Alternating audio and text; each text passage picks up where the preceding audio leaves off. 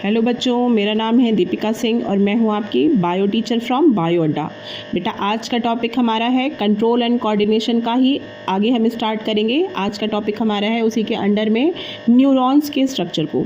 ठीक है, आज हम क्लियर करेंगे न्यूरॉन्स का स्ट्रक्चर क्या होता है, इसका फंक्शन क्या होता है, इसके बॉडी पार्ट्स कौन कौन से होते हैं, कैसे मैसेजिंग एक जगह से दूसरी जगह मीन्स रिसेप्टर से सेंट्रल नर्वस सिस्टम तक जाती है। ठीक है, और कैसे सेंट्रल नर्वस सिस्टम से दोबारा हमारे रिसेप्टर्स तक आती है जो कि हम एक्शन में लेते हैं।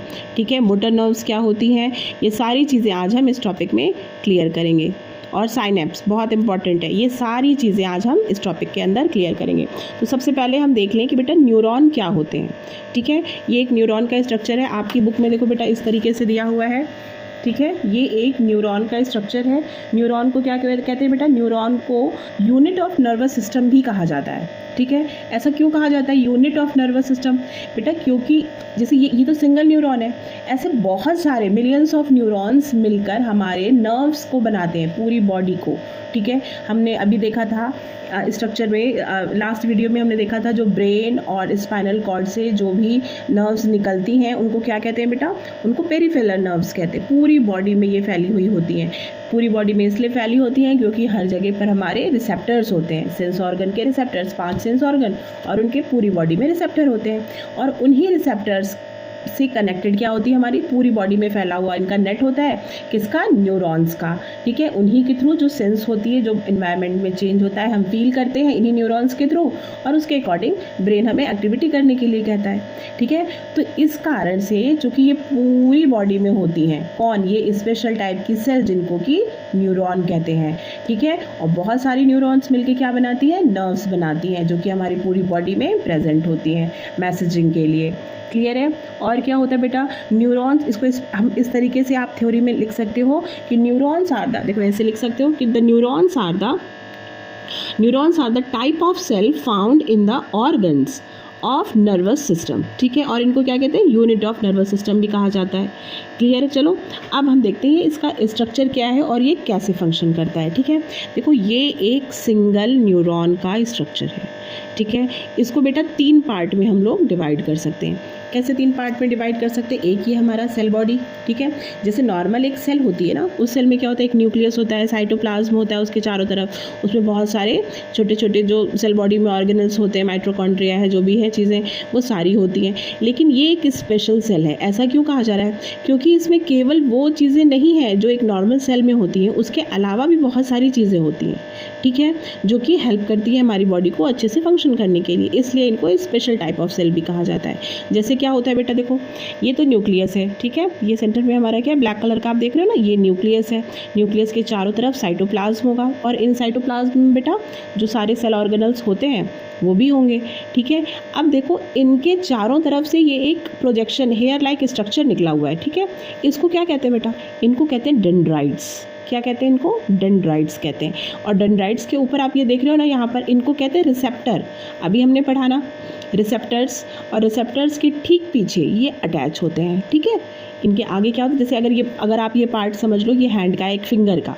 ठीक है, तो ऐसे आप देखो, मान लो कि ये हमारी एक फिंगर है। ठीक है, ये एक हमारी फिंगर है, और ये फिंगर पर हमारे क्या है बेटा, ये थर्मो रिसेप्टर्स होंगे हमारे, है ना। ये फिंगर है और फिंगर पे क्या है, ये थर्मो रिसेप्टर। अब मान लो यहाँ पर एक आपको कोई बाउल रखा है, कोई सूप का या कुछ भी चाय का, एक कोई कप, मान लो चाय का ही है। ठीक है, एक कप रखा हुआ है। ठीक है, मेरी ड्राइंग थोड़ी गड़बड़ हो गई लग रहा है। चलो, तो ये एक हॉट टिक्टी रखी हुई है। ठीक है, घर में ये, अब ये फिंगर ने यहाँ पर टच किया, तो ये रिसेप्टर्स जो थर्मो रिसेप्टर हैं जो टच के लिए हैं, जब वो ये टच करेंगे तो ये उसको फील होगी ना कि ये हॉट है। अब इनके पीछे यहाँ पर क्या है बेटा, इनके पीछे यहाँ पर ये हमारे न्यूरॉन्स हैं। ठीक है, और न्यूरॉन्स पर आगे क्या है, ये रिसेप्टर। ठीक है, ये सारे रिसेप्टर है, और ये पीछे ये क्या है, ये डेंड्राइट्स है, डेंड्राइट्स के ऊपर रिसेप्टर है।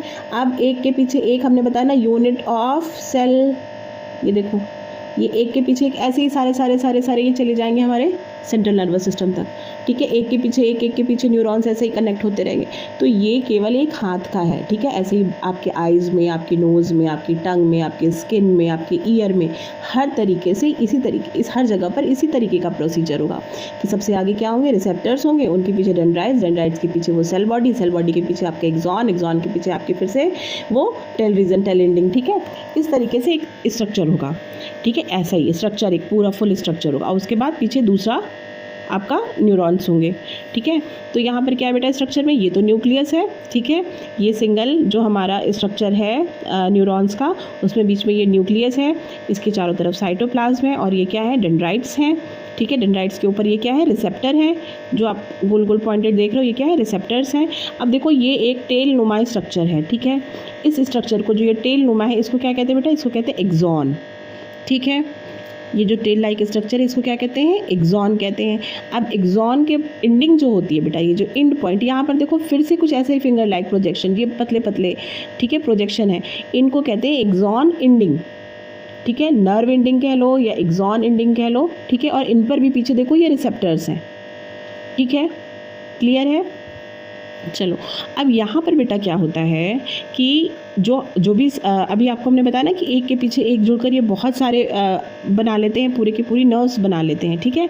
अब देखो बेटा यहाँ से इलेक्ट्रॉनिक इम्पल्सेस, जैसे कि हाथ वाला था, अभी हमने बताया कि वो टच हुई, यहाँ पर मैसेज आया, मैसेज इनमें आता है इलेक्ट्रॉनिक इम्पल्सेस के थ्रू, ठीक है। स्किन से टच हुआ हॉट ऑब्जेक्ट कोई भी, अब यहाँ पर मैसेज है, हॉट ऑब्जेक्ट हमने टच कर लिया, ठीक है, ये मैसेज है यहाँ पर रिसेप्टर्स पर आया।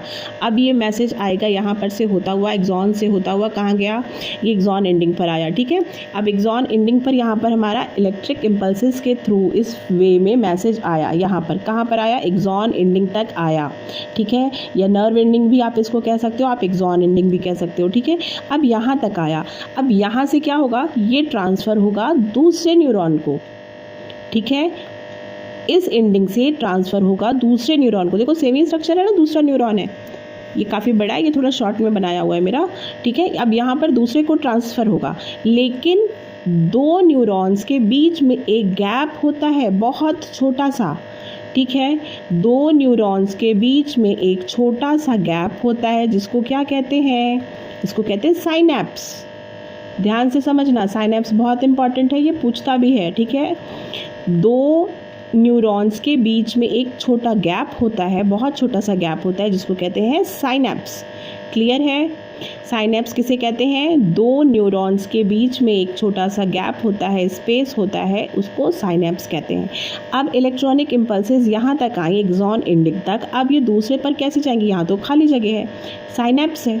तो यहाँ पर क्या होता है बेटा, इस एंडिंग पर आकर कुछ केमिकल प्रोड्यूस होते हैं, बहुत स्मॉल अमाउंट में कुछ केमिकल रिलीज़ होते हैं, ठीक है। तो ये इलेक्ट्रॉनिक इम्पल्सेस जो होती हैं वो इन केमिकल्स के थ्रू बिना किसी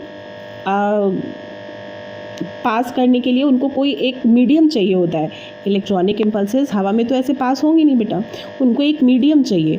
तो यहाँ पर क्या होगा, कुछ केमिकल रिलीज़ होते हैं, इन केमिकल्स से ये इलेक्ट्रॉनिक इम्पल्सेस दोबारा इन रिसेप्टर्स तक आ जाती हैं, ठीक है। यहाँ पर तक इलेक्ट्रॉनिक इम्पल्सेस के फॉर्म में थी, जो मैसेज आया है कि हॉट ऑब्जेक्ट को फिंगर ने टच किया, उसके बाद ये खाली जगह पर केमिकल फॉर्म में आ गई, ठीक है। फिर से समझ लो, इलेक्ट्रॉनिक इम्पल्सेस थी अभी तक, यहाँ एक्सॉन एंडिंग तक या न्यूरॉन एंडिंग तक, उसके बाद यहाँ पर आ गई साइनैप्स में आ गई केमिकल फॉर्म में, ठीक है।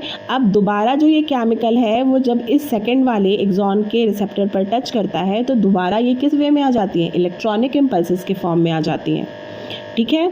तो यहाँ पर इलेक्ट्रॉनिक इम्पल्सेस, फिर केमिकल, फिर इलेक्ट्रॉनिक इम्पल्सेस, इसी तरह से आगे सो ऑन। मतलब अब जो ये सेकंड वाला है, अब सेकंड वाले का जो ये एक्सॉन एंडिंग होगा वहाँ तक इलेक्ट्रॉनिक इम्पल्सेस के फॉर्म में आएंगी मैसेज, और फिर वो केमिकल बीच में साइनैप्स आ जाएगा थर्ड वाले के, तो फिर वो केमिकल फॉर्म में आ जाएंगी, केमिकल फॉर्म से फिर वो आ जाएंगी इलेक्ट्रॉनिक इम्पल्स। इसी तरह सो ऑन करते करते करते ये कहाँ तक जाएंगी, ये जाएंगे सेंट्रल नर्वस सिस्टम तक, ठीक है। वहाँ पर मैसेजिंग होगी कि ये हॉट ऑब्जेक्ट है, तो जो भी ब्रेन आपका उसके अकॉर्डिंग कहेगा कि आप अपना हाथ पीछे कर लो, तो ये वापस जो मैसेज आता है वो भी इसी वे में आता है, इलेक्ट्रॉनिक इम्पल्सेस, केमिकल, फिर इलेक्ट्रॉनिक इम्पल्सेस। क्लियर है। जाना और आना जो भी मैसेजिंग होती है वो क्लियर हो गई आपको, एक्सॉन से कैसे मैसेजिंग होती है।